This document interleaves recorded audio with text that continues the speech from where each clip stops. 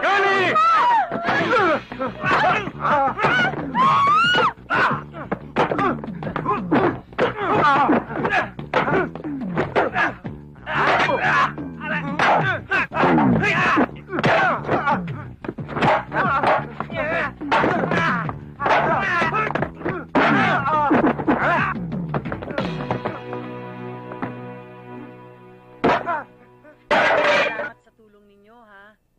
Kundi siguro dahil sa inyong dalawa.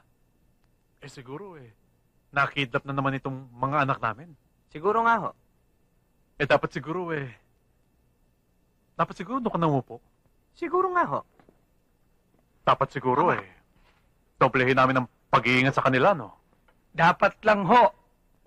At dapat din na gawin na naming round the clock ang kanilang security. Tama ho yun.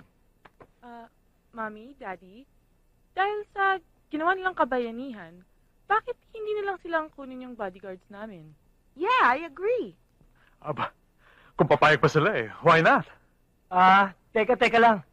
Paano naman ho kami? Kami yung laging escort nila Tsaka, kung dyan lang sa dalawang yan, lalong-lalo na sa kutong lupang yan, mas mayaman at pogi naman ako. Aber. Paano mo mapapatunayan na mayaman ka?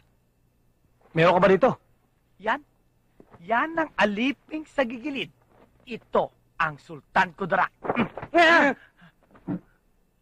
Pero, kung dito lang naman sa unanong to, mas maayos naman ako, no? Mas pogi pa. Mas maayos daw, Mahiya ka naman. Hindi ka nga nagsuklay. Nang-iinsulto yata. Ano gusto niya, away? Boys. Sandali. Boys. Sige. Away.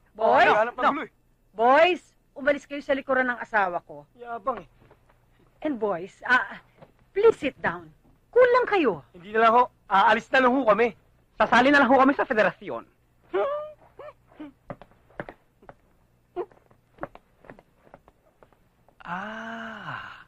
Kumpirmado. Higanteng hitad. Sayang, cute pa naman yung isa. Hoy! Ano mabibili ko dyan? Ayaw mo? Hindi ho, bibiro lang ho.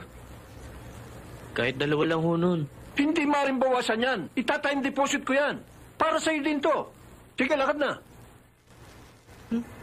Daming pera, hindi magbigay. Ano ang binubulong mo? Wala ho.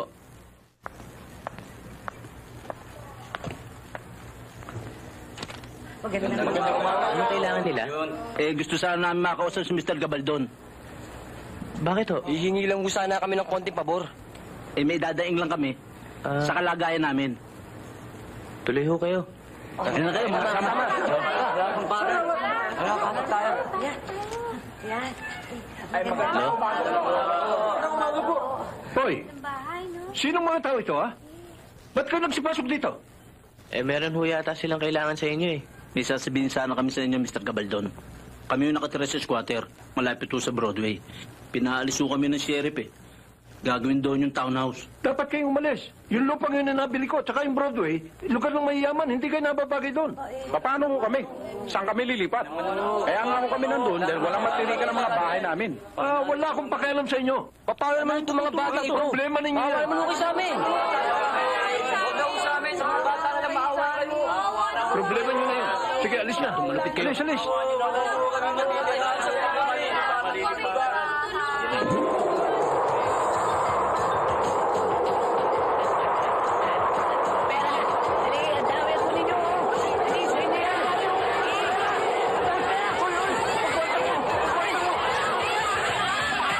Pera ko yan.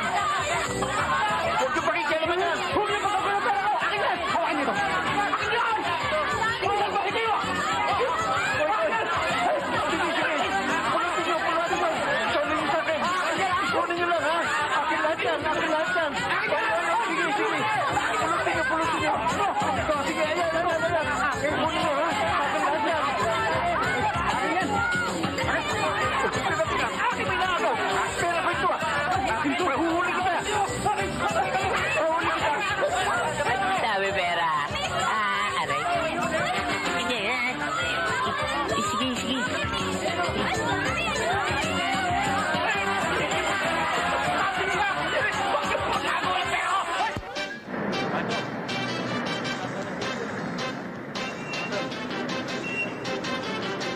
takal mo. Dali mo.